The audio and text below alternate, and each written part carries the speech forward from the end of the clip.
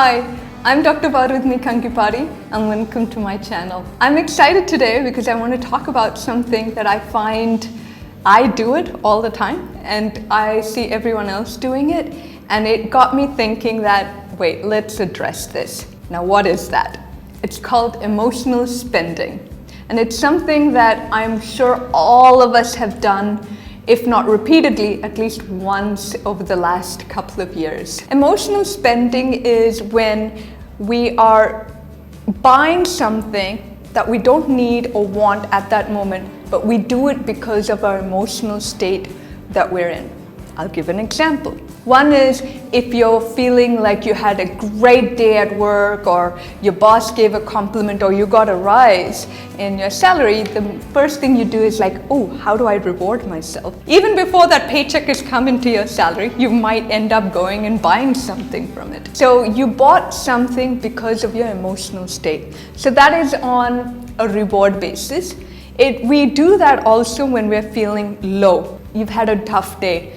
You and your body, you feel down, you're like, oh, what do I do? And then you're like, you know what? I know what makes me feel good.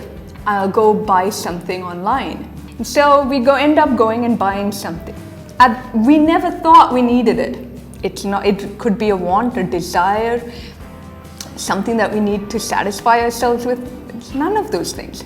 It's only spending that we do because of our emotional state. I do want to clarify here that emotional spending is different from compulsive spending. Compulsive spending is when one tends to be compelled to buy something, and you end up buying something that you don't even need, want, and it interferes with your everyday functioning of your life. For example, you buy something that you don't have the money, where your bills still need to be paid, but you end up buying something instead. That is compulsive. There's something going on here. Now, the compulsive buying falls under the category of OCD. I'll do another video on that. But today, we're going to concentrate on emotional spending.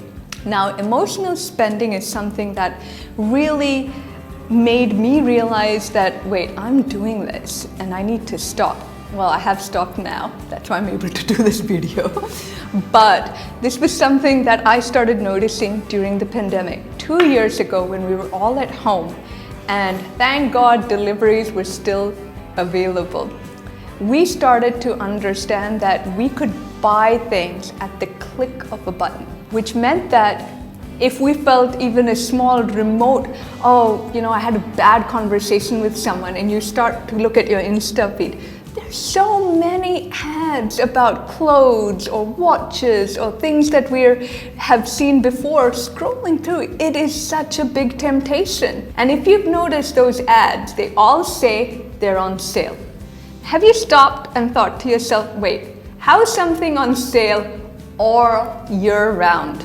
That's because it's a marketing gimmick. They constantly try to sell products and say that they are on sale because that is going to make you want to buy that, thinking, oh, it's a great deal, or hey, there's a sale on it. So you somehow justify buying something at that moment. So we do need to understand that emotional spending, when are we doing it, how are we spending our money, how are we getting gratification from spending, and is it because of our emotion or is it because of the need of that item? I'll talk about another area about this marketing. One is, please remember that all companies, when they sell product, they factor in the sale product. So you're not really getting a sale. They've already factored that in. But they know that consumers buy things when they're on sale. So there is psychology behind that. The second thing is, tend to make you feel like there is a hurriedness to buy it. So there will be like only 4 pieces left. And you're like, oh, there are only 4 pieces. If I miss it, then I won't get it. And so you're tending to feel like I need to buy it because it's going to go out of stock or it's not going to be available anymore. And you tend to buy something then. So that's not healthy either. So please remember that this is all marketing strategies. And if you know that if you are talking about something, you immediately will see that on your laptop or on your news feed, on Insta or Facebook, you start seeing all those ads popping up suddenly. So please remember that these are all designed for you to buy, and that's what they are there for. So keep that aside. Now let's look at emotional spending. What are normally the triggers for emotional spending? The biggest one that I have seen is social anxiety. And this is a big one. Social anxiety is because we end up spending something because we want to try and fit in. For example, you're going to a group of friends and you know that, everyone's going to dress a certain way, and you feel like, I don't have anything new, or I don't have something that I feel so confident about. What can I do to feel like I can fit in? So at an emotional state of being, not because you don't have dresses, it's not because you need it.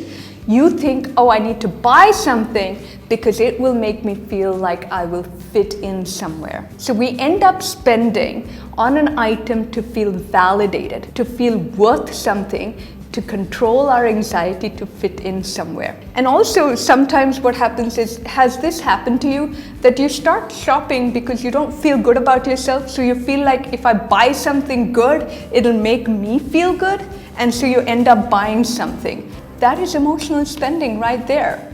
So you buy something because you are not feeling good. So what happens is, the moment you start buying that, you feel a spike, you feel good about it.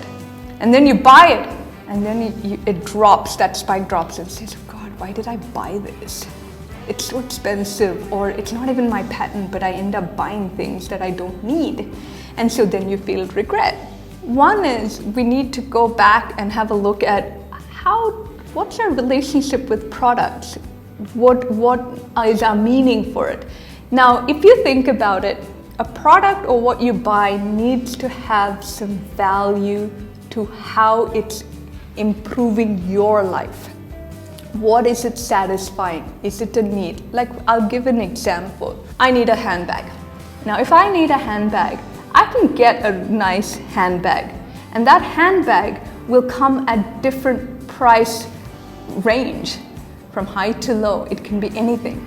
Now, if I feel like I need a handbag that is of this value, then that means you've changed the product's utility. It is holding some other meaning for you. A certain brand or a certain label or a certain price tag is satisfying or validating your worth, maybe for yourself, and maybe the way you want to be perceived by others.